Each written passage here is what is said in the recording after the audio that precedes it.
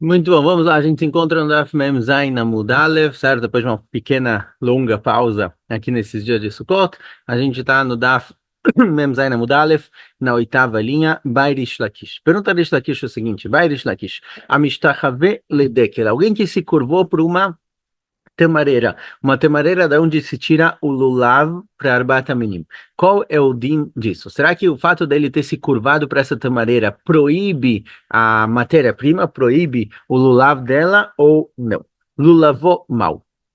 Lemitzvah. Será que eu posso usar o lulav que sai dessa tamareira para o lulav de Arbat Minim? Então, a Gemara especifica melhor aonde exatamente é a pergunta dele. Beilan shenetom mitchila lechach, uma árvore que foi plantada para ser feito dela idolatria, certo? O cara que pegou a semente e falou, vou construir aqui uma árvore de idolatria, vou plantar aqui para ela crescer.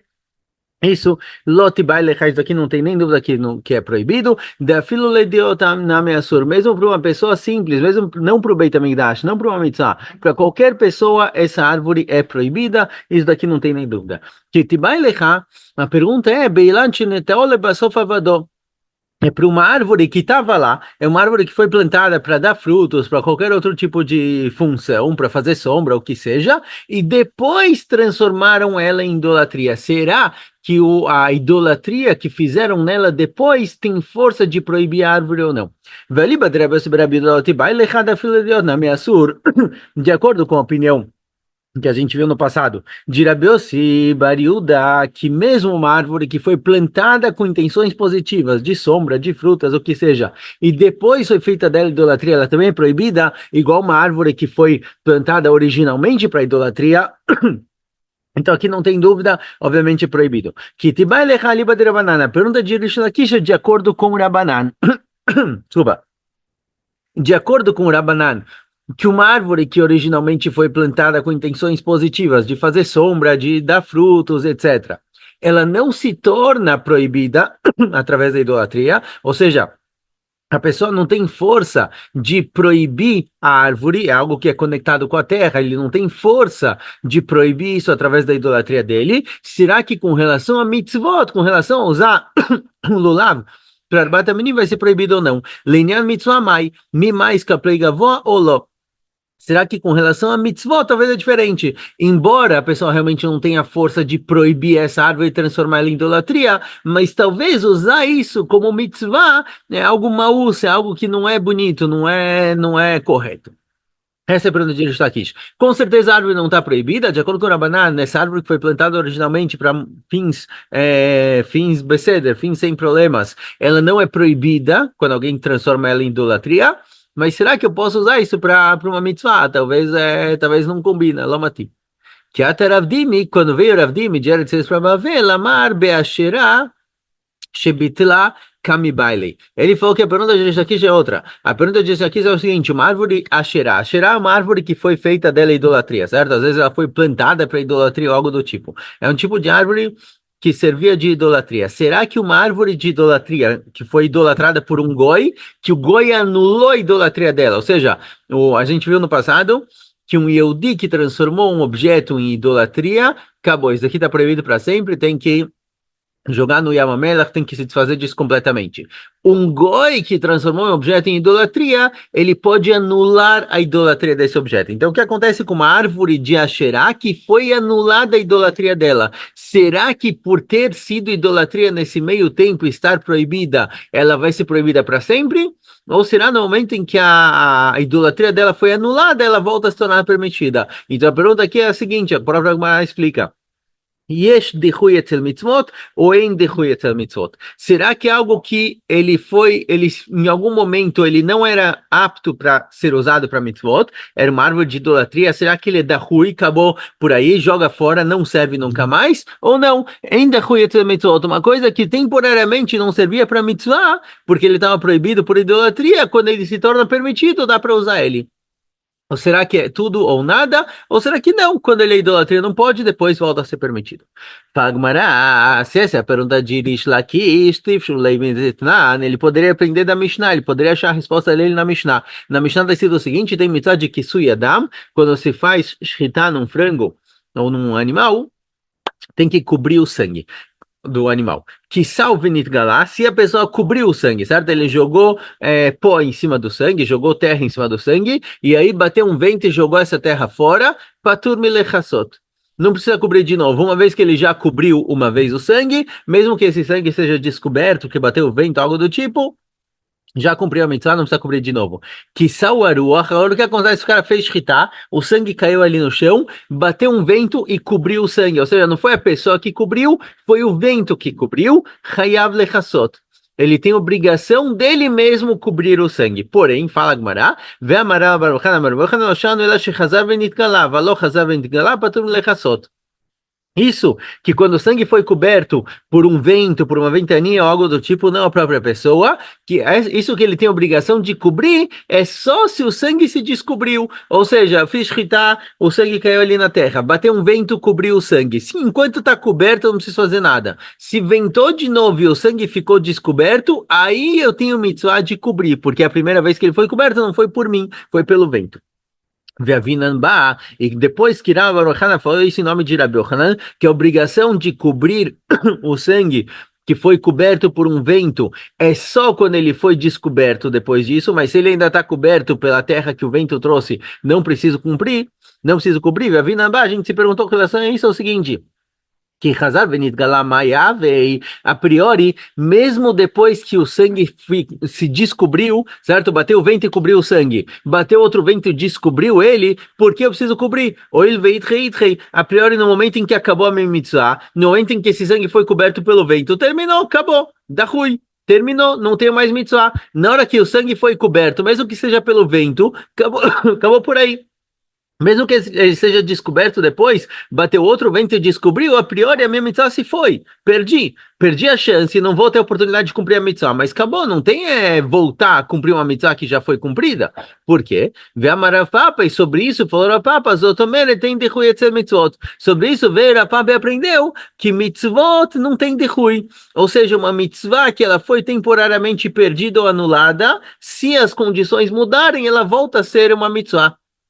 Então, essa mitzvah de cobrir o sangue, que ela temporariamente foi perdida, por quê? Porque o vento cobriu o sangue, se outro vento descobrir, ela volta a se tornar uma mitzvah. Então, a priori, é a mesma coisa com relação ao nosso caso. Uma árvore, que era uma árvore de Asherá, uma árvore de idolatria, que temporariamente eu tinha um impedimento, algo que me impedia de usar ela como mitzvah, se as condições mudarem, o Goi veio e anulou a idolatria dele, a árvore se torna novamente permitida. Posso usar. Então, por que Rish Lakish não aprendeu a resposta para a pergunta dele daqui? Fagmará, derafapa gufei baile. Fagmará, não, o próprio ponto de Rafapa, essa conclusão de Rafapa que não tem derrui para mitzvot que elas foram perdidas ou anuladas, se mudarem as condições, elas voltam a se tornar obrigatórias, ele tinha dúvida com relação ao que Rafapa falou. Mifshat pshita leil Rafapa, den derrui etzel mitzvot, loshna lekula, loshna lechumra. Será que Rafapa, quando ele concluiu que em derrui etzel mitzvot nunca tem, ou seja, a mitzvah nunca some, mesmo que temporariamente ela esteja anulada ou impossibilitada, quando voltar é permitido, eu tenho a obrigação de fazer a mitzvah. Será que ele tem certeza absoluta disso? Então, tanto lekula quanto lechumra, ou seja, tanto quando eu quero liberar, quanto no caso em que eu quero rigorar, isso é permitido. Ou seja, no caso de Rafava é um caso de Humra, sim? Em que eu me obrigo a cobrir o sangue. Mas será que quando Rafava falou isso, ele falou isso mesmo no caso de Kula? Ou seja, ele tem certeza absoluta, essa é a Laká, que as mitzvot nunca se perdem. Então, mesmo num caso de Kula, mesmo num caso como o nosso caso, em que eu quero usar essa árvore para o Lulav, eu vou estar liberando a árvore. Será que mesmo nesse caso ele permite ou não? Ou Dilmasuke Misveikale, ou talvez ele tem dúvida ainda se tem derrui mitzvot ou não. O Lechum Ramina, Lekula Amrina. E já que na dúvida, lechumra, quando ele foi rigorar, quando ele foi falar, olha, mesmo assim você tem que ir lá e cobrir o sangue. Ele falou que tem que cobrir o sangue porque ele tem certeza absoluta, esse é o din, as mitzvot nunca se perdem, ou talvez não, ele tem dúvida. Então lechumra, me obrigar a cobrir o sangue, ele falou que sim, mas talvez nekula me permitir usar a árvore para mitzvah de lulav, talvez não. Ou seja, a pergunta de Rish Lakish é a mesma questão de Rafapa, se tem derrui para mitzvot ou não. Rafapa falou que não tem derrui para mitzvot, ou seja, uma mitzvah que temporariamente ela está impossibilitada. se mudarem as condições, ela volta a existir. A pergunta é se Rav Papa, quando ele falou isso na dúvida, então lechumra, ele falou para fazer isso, vai lá e cobre o sangue, mas lecula, usar essa árvore para usar o lulav dessa árvore para Arbat Minim, talvez não, ou não, pode ser que Rav Papa tenha certeza absoluta, e mesmo tanto lecula quanto lechumra, isso aqui é permitido. Essa é a dúvida de Rish Lakish, Teiko. Então, a Gemara não está descendo, deixa eu fechar ela rapidinho e abrir de novo.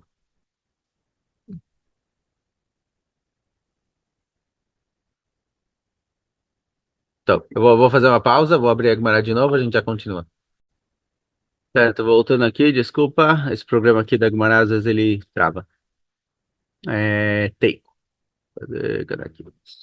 Baira Papa, pergunta da Papa, outra pergunta. Amistachavele behemá. Certo? A pergunta de Jaquish, ficamos na dúvida se realmente dá para usar esse lulav para mitzvah ou não. Baira Papa, a pergunta é o seguinte: Amistachavele behemá, alguém que se curvou para um animal, transformou o animal em idolatria. Simbra maulit chelet. Será que eu posso usar a lã desse animal? Uma ovelha, por exemplo? Será que eu posso usar a lã desse animal, da ovelha, para chelet? Para usar isso para tchelet. Pergunta agora, tchelet de mai, que tipo de tchelet você quer usar aqui? Ou seja, onde você quer usar essa lã? E tchelet lekoanim, ai no baia de Rami Bar Chama. Se for usar esse tchelet, ou usar essa lã do animal que foi feito dele idolatria, para Koanim, para os Koanim no Beit HaMikdash, é a pergunta de Rami Bar Chama. Rami Bar Chama perguntou no passado se uma pedra que foi feita dela idolatria, posso usar ela para construir um misbeach ou não, o que é chamado de desculpa, o que é chamado de preparativo para uma mitzvah. Não é a mitzvah em si, é algo que me prepara para a mitzvah. O Mizbeach não tem a mitzvah do Mizbeach, tem a mitzvah de fazer korban no Mizbeach. Então, Rami Bar Chama se perguntou se algo que foi feito dele idolatria, mesmo que ele não esteja por si só proibido, porque a pessoa às vezes não tem essa força de proibir aquilo, será que eu posso usar isso como preparação para uma mitzvah ou não? Pedras para o mizbeach, aqui, tchelet, se tchelet a intenção aqui é usar na roupa dos kohanim, então é exatamente a mesma pergunta. Vei tchelet tzitzit, e se a pergunta de Rapapa é com relação ao tchelet do tzitzit, que é usar isso para uma mitzvah própria, não só como um meio para uma mitzvah, e sim como uma mitzvah, aí no bai de Rish Lakish, a própria pergunta de Rish Lakish. Rish Lakish perguntou se eu posso usar o lulav dessa árvore como arbat minim, e Rapapa está perguntando se eu posso usar a lã desse animal como tchelet, certo? Exatamente a mesma pergunta. Então, o que ele está perguntando? A mesma dúvida que tem para Rish Lakish, tem para Rav Papa. Falando aí na Hinamis, tem razão. Ele realmente nem tinha que ter perguntado. Quando Rav Papa se perguntou, será que alguém que se curvou para o animal, a lã é permitida ou não de ser usada? Nem deveria ter perguntado. Porque se a pergunta dele é com relação à lã dos Kohanim, para fazer roupa para os Kohanim, é a pergunta de Ram Bar Chama. Se é com relação a Tzitzit, é a pergunta de Rish Lakish. Então, por que Bechosot ele perguntou? Se é uma pergunta que já foi feita, vai de Kabaila, isso que ele se perguntou, isso que ele perguntou, isso, Mishum Deika Mile Achrinata, porque ele tem outra questão. A pergunta dele não é somente com relação a lã realmente é uma pergunta desnecessária, uma pergunta que já foi feita, a pergunta é com relação a outras partes do animal. Então ele perguntou o seguinte, Tzimra maule tchelet, será que eu posso usar a lã desse animal para o tchelet? Karnea maule chatrotzot, será que eu posso usar os chifres desse animal para fazer chatrotzot, aquelas trombetas que tocavam no Beit HaMikdash? Shokea maule halilim, será que eu posso usar o osso da perna no animal para fazer halil. Halil é uma flauta. Benei meia mal lepeirot. Será que eu posso pegar o intestino do animal para fazer do intestino dele fios? Eles produziam perot. Perot são os fios da harpa. Ou seja, a pergunta de Irapapa não é só com relação à lã do animal. A lã do animal com relação à roupa dos Kohanim é exatamente a mesma pergunta de Rami Bar Chama. A pergunta de Irapapa, na verdade, é com relação a outras partes do animal que são usadas para os instrumentos musicais do Beit HaMikdash. Será que aqui é permitido ou não? Por quê? Porque mesmo que seja proibido para os Kohanim, proibido para preparar roupa para os Kohanim, porque Bechosot é parte da avodá do Beit HaMikdash, talvez com relação aos instrumentos musicais vai ser permitido. Por quê? Temos uma discussão se o principal da música, quando os Levim cantavam no Beit HaMikdash, o principal são os instrumentos musicais ou o principal é o cântico, é a voz dos Levim. Então, de acordo com a opinião que o principal são os instrumentos musicais, então os instrumentos musicais são parte da avodá, parte do trabalho dos Levi no Beit HaMikdash é tocar instrumentos musicais. Sem isso, a avodá deles está inválida. Então, de acordo com essa opinião, com certeza é proibida, igual qualquer outra coisa. A pergunta é, de acordo com a opinião que o principal do cântico dos Levim é o cântico que eles cantam com a boca, é o que eles falam, e a música está lá, Besumei Kala Be'almau, e os instrumentos musicais estão só para dar um toquinho de fundo, é, é só para dar um ritmo melhor, só para dar um sonzinho melhor, mas se não tiverem instrumentos musicais, o cântico dos Levim já é suficiente, já está kasher, então talvez o instrumento musical ele é só bisumekal, é só para dar um ritmo melhor, um toque de fundo, maitinan, e aí não vai ter problema usar isso, não vai ter problema usar essas partes do animal que foi feito dele idolatria para produzir os instrumentos musicais, porque os instrumentos musicais não é nem secundário, certo? Não é igual as pedras do Mizbeach, nem a roupa dos Kohanim, é algo que se não tiver tá kasher de qualquer jeito, é só algo para ficar mais bonitinho, ou dima filo achasur. Ou talvez não. A pergunta da Papa é que talvez mesmo que é desnecessário, não precisa dos instrumentos musicais, eles estão só para dar um som melhor, mesmo assim, já que só eu estou usando esses instrumentos, eu estou usando eles para tocar, então vai ser proibido. Essa é a pergunta de Rafa, tem. Não tem resposta.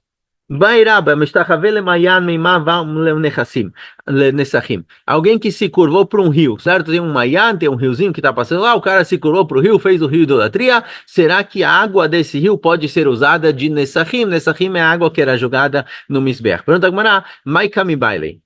Qual a pergunta? O que significa que ele se curvou para o rio?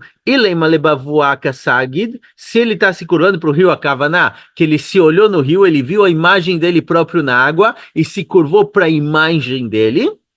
O Dilma Lemaya Kasagid, ou talvez ele está se curvando para a água do rio, não para a imagem dele refletida no rio, e sim para a própria água no rio. Agora, a pergunta é, se o ponto dele é a própria água do rio, Vetibailei Sefel, certo? Sefel é idiota. Pergunta, se o ponto é a própria água do rio, então não precisa perguntar qual vai ser o din se ele se curvou para o rio. Porque pode ser qualquer água num copo. Se tem água num copo e a pessoa se curvou para essa água no copo, qual vai ser o din dessa água? E não precisa perguntar qual o din dessa água para usar no Beit HaMikdash, qual o din dessa água para uma pessoa normal, uma pessoa simples. Ou seja, por que ele perguntou justamente a água do rio para o Beit HaMikdash? Mesmo uma água de um copo, para uma pessoa comum. Certo? A pergunta dele não. A Gemara está tentando entender a pergunta. Por que você foi para uma água do rio para usar no Beit HaMikdash? A priori, alguém que se curvou para um copo de água, para a água desse copo. Será que é proibido ou não? Fala Gemara Leolam Lemaia Kasagi. Fala Gemara, não. A pergunta realmente é que ele está se curvando para o rio. A intenção é que ele está se curvando para a água do rio. E a verdade é que não precisava ter falado que é água do rio. Podia ser água que está num copo. Porque ele perguntou justamente a água do rio. Veachi Kami Baila. A pergunta é a seguinte: Lemaia de Kamei Kasagid ve Kamei Kamei Asdu. O Dilma Ledavrona de Maia Kasagid o Mimitzarei. Sagid, ponto. A pergunta dele é a seguinte: a pergunta de. Quem é? Desculpa. Perdi. Diraba. A pergunta de Diraba é o seguinte: quando o cara se curva para a água do rio, ele está se curvando para a água que está passando na frente dele. E aí, na hora que o rio correu, a água proibida foi embora, e eu posso usar a água que está aqui para o Beit HaMikdash sem problema nenhum, ou na hora que ele está se curvando para a água, a intenção dele é se curvar para toda a água do rio, não só para o que está passando na frente dele. Essa é a pergunta, certo? Por isso o Rabba se perguntou, será que essa água que passou é a água que foi proibida e o que vem atrás está permitido? Ou talvez não, ele se curou para a água do rio, a cavalana de todo o rio que tem lá. Pergunta agora, Mimitzarei, será que Bichlal ele pode proibir a água do rio? Uma água que pertence a todo mundo, uma pessoa particular não tem como proibir. Se um cara chegar no Oceano Atlântico, se curvar para o Oceano Atlântico e falar, você é meu Deus, isso daqui não vai proibir toda a água do Oceano Atlântico para todo mundo. Uma pessoa particular não tem força de proibir algo coletivo, então qual a dúvida dele? Fala, não, está se tratando aqui que a fonte de água sai do campo dele, ou seja, uma fonte de água que pertence a ele. Será que nesse caso ele tem força de proibir água ou não? Essa é a dúvida e não temos resposta também. Ponto. Mais uma Mishnah. Fala, Mishnah. Mishaya Beito Samuch Levodat Kohavim. Alguém que ele tinha uma casa, que a casa dele, a casa vizinha, era uma casa de idolatria, certo? E tinha uma parede que pertencia aos dois lados. Então, a parede que dividia a minha casa da casa do vizinho, a minha casa era normal, casa normal, minha casa, e a casa do vizinho era uma casa de idolatria, certo? Separava a minha casa da dele. Venafal, se essa parede caiu, Assur Livnotó. Eu não posso reconstruir a parede, porque se eu reconstruir a parede, eu estou construindo, na verdade, a casa dessa igreja, dessa idolatria.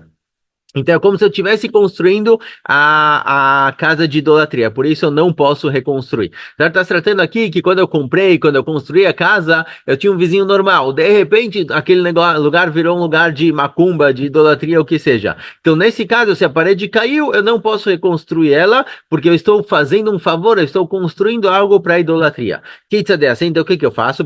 Eu não quero deixar aquilo aberto. Kones betok shelor ba'amot, bonesh shelo o boné shelo ושל עבודת כוכבים. Desculpa, boné shelo.